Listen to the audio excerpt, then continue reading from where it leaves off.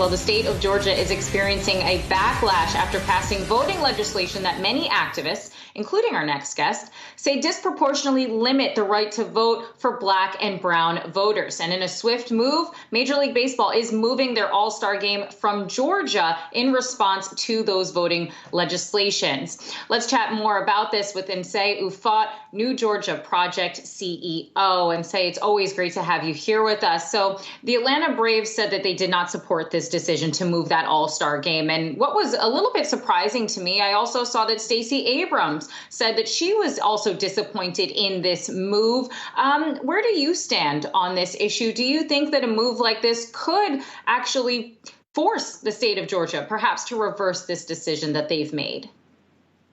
I think our current leaders in Georgia have demonstrated up to this point that they are committed to voter suppression no matter what the cost to Georgia businesses and to Georgia's workers. I think that it's been clear to us, and we've worked really hard to be clear that our actions have consequences and that voter suppression is bad for business. We've made that argument to the governor and his people, to Republicans in the state legislature, as well as to business leaders who are also our neighbors here in Georgia.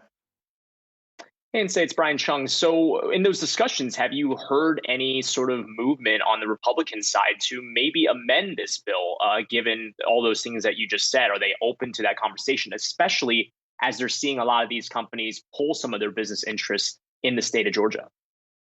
I'm hoping to see that sort of movement, but up to this point, it's been evident that their commitment to the big lie, the lie that President Trump somehow won the election and that there are voter integrity issues with Georgia's elections seems to still be the operating principle. I am now convinced that suppressing the right to vote is the central organizing issue for national and Georgia Republicans in this moment. You have to remember that it's not just Georgia that passed this anti-voting bill or that was deliberating it, that we're looking at 46 other states at this point who are also deliberating their own version of the anti-voting bill that was passed in Georgia. And so this is a national issue, that this is an attack on our democracy.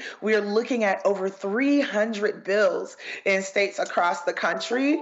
And so, no, they don't seem to be moved, that they seem very committed in this moment to destroying our democracy, no matter what the cost. Okay, so it feels as if you're painting a really bleak picture here, because I think what a lot of people believe is that if you do cause at least enough economic pain and economic trouble, that you will see some movement, at least around legislation that a lot of voters and companies don't agree with. But if that's not the case in Georgia, what's then the next step? How do organizations like yours then essentially navigate this world where we do have a lot of these bills and a lot of this legislation that is restrictive to the right to vote? So there are a couple of things. One, I think that we continue with this corporate accountability campaign.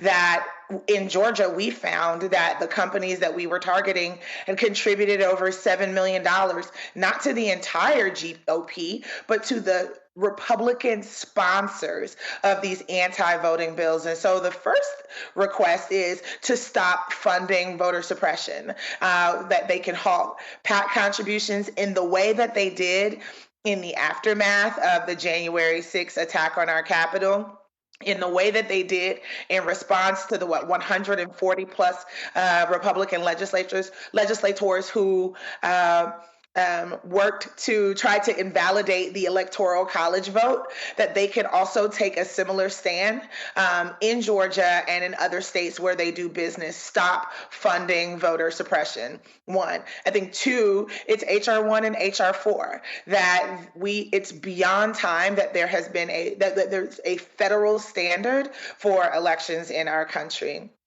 that, some states have 15 days of early voting, some states have no days of early voting, and that setting a standard for elections helps to mitigate some of the partisan attacks that happen when a party loses control in their elections and then plays the sour grapes game by trying to break the elections infrastructure so that they can hold on to power, or so that they don't lose in the next the next election cycle. And that HR 1 and HR 4, having companies, having legislators come out forcefully and say that this is a priority for us in this moment, that if we want to work on policy, that this is the right to vote and the citizens' ability to participate in our elections, to choose their leaders, and to communicate what their policy priorities are, that we have to have the protections for the sacred and fundamental right to vote. And I think that that's something that it is an efficient approach, so that we aren't filing lawsuits and fighting these fights in 40 plus legislatures across the country, that we need to set a federal standard for elections in our country. And we can do that with HR 1 and HR 4. Very quickly, have you tried to quantify the impact on these measures in terms of just voter turnout? Do you have a quantifiable metric of what this might do?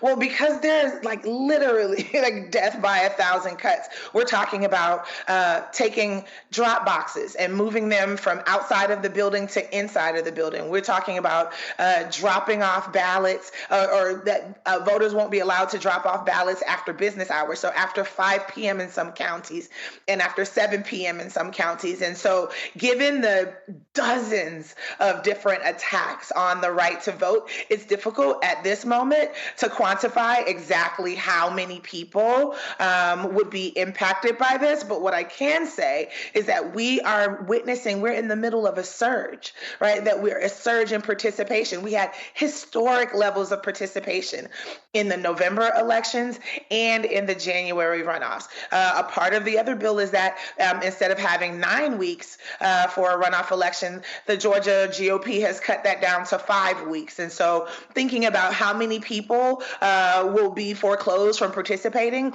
because they have 4 fewer weeks to participate in our elections. Again, you can start to add up over time and see that this is not good for democracy. This is not good for our participation. And I'll be honest, if one person's vote is suppressed because of these anti-voting measures, then it's too much.